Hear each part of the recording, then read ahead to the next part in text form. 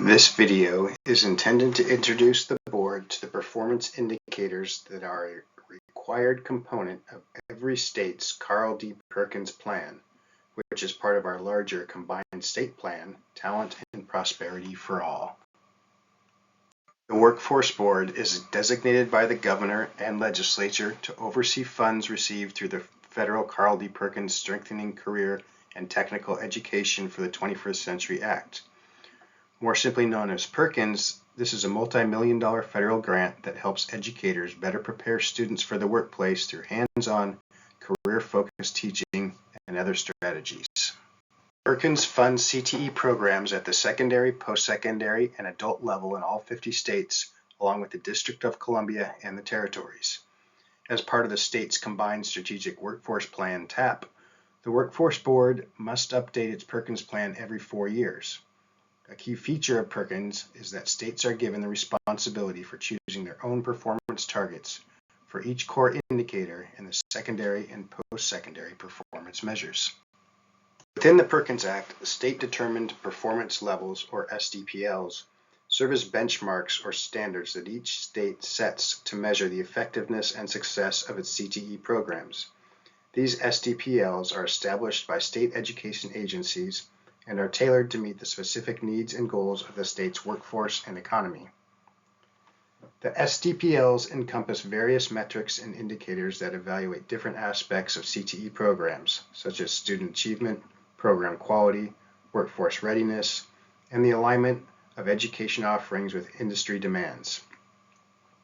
By setting these standards, states aim to ensure that their CTE programs are meeting the demands of the job market, preparing their students for successful careers, and contributing to the overall economic development of the state.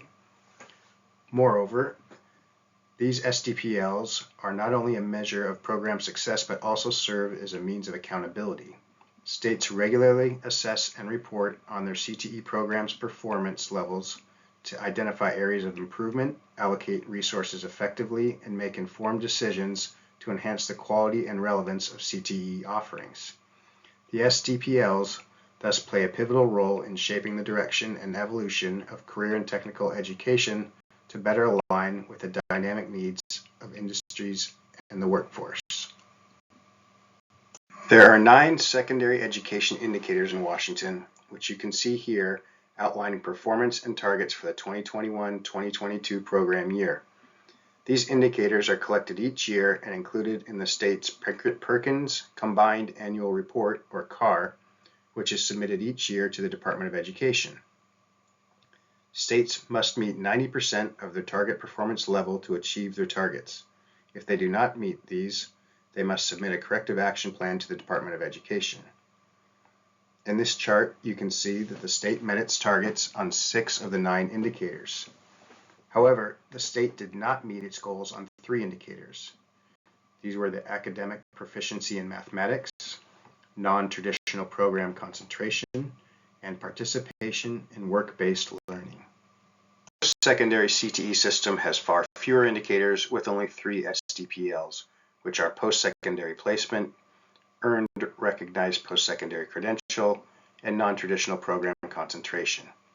All 3 indicators were met during this program year. These performance levels do warrant a bit of context though, particularly for the secondary indicators measuring outcomes for our younger students. The data shown in the previous slides from the program year 2021-2022 reflects academic data collected from the previous academic year. As we all know, this was perhaps one of the most challenging years on record for educators and students due to COVID-19 and online learning environments. And so while the state did not meet all its targets, we were definitely not alone, as research has overwhelmingly shown that students across the country struggled academically during this time and are still feeling the effects even now. So for that 2021-2022 cohort, secondary students were found to be around 5 months behind in math and 4 months behind in reading, according to one study by McKinsey, and there's a lot of other research also coming to these conclusions. Looking just at the math proficiency indicator, which Washington failed to meet, We do know that 16 other states also missed their targets, including the states that you see here. So Maryland, for instance, came in 45 percentage points below the target, Oklahoma at 24 percentage points under, and so on. Another important aspect of the SDPLs is the requirement to collect program and demographic data associated with these metrics. Here you can see the 16 career clusters which Perkins CTE programs fall under. Participation in these clusters varies significantly between secondary and post-secondary participants, as well as by region. Here you can see the 3 most popular career clusters for secondary CTE participants over the past 3 years, and they're led by Arts, AV, Technology, and Communications, followed by Agriculture, Food, and Natural Resources, and in third is Health Science. Now, these career cluster popularities differ from the post-secondary, where the top 3 clusters are first Health Science again, and then Architecture and Construction, followed by Business Management and Administration. Perkins also requires race and ethnicity data to be reported. You can see here that is broken down for post-secondary participants according to the categories of American Indian or Alaska Native, Asian, Black or African American, Hispanic Latino, Native Hawaiian or other Pacific Islander, white, 2 or more races, and unknown. Participation by special populations is also monitored across these 10 categories.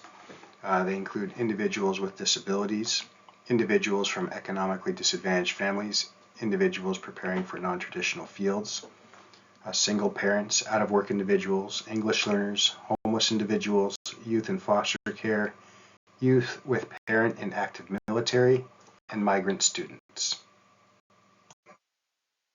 We are now preparing for the next steps of the Perkins Plan and setting these SDPLs for the next 4 years. Our partners at OSPI and SBCTC are working closely with their local educational agencies and colleges across the state to set new preliminary SDPLs for the next 4 years of the plan. We will be presenting these proposed SDPLs to the board at the upcoming meeting, at which time there will be an opportunity to vote on approving these targets.